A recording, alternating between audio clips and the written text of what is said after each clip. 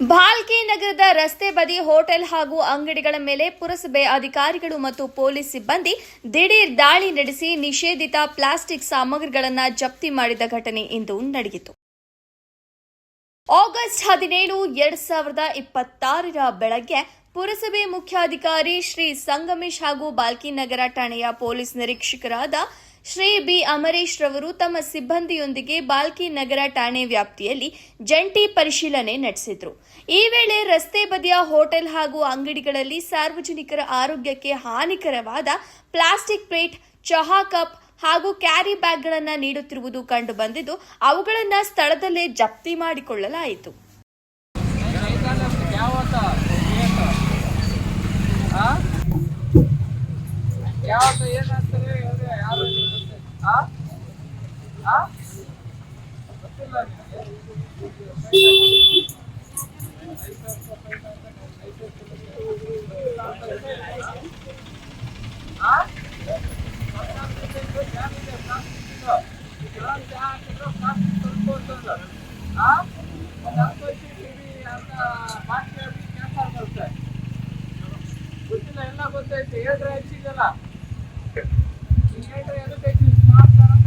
ಇನ್ನು ಮುಂದೆ ಹೋಟೆಲ್ ಹಾಗೂ ಅಂಗಡಿಗಳಲ್ಲಿ ನಿಷೇಧಿತ ಪ್ಲಾಸ್ಟಿಕ್ ಬಳಸಿದರೆ ಕಠಿಣ ದಂಡ ವಿಧಿಸುವುದರ ಜೊತೆಗೆ ಕಾನೂನು ಕ್ರಮ ಜರುಗಿಸಲಾಗುವುದು ಎಂದು ಅಧಿಕಾರಿಗಳು ಮಾಲೀಕರಿಗೆ ಎಚ್ಚರಿಕೆ ನೀಡಿದರು.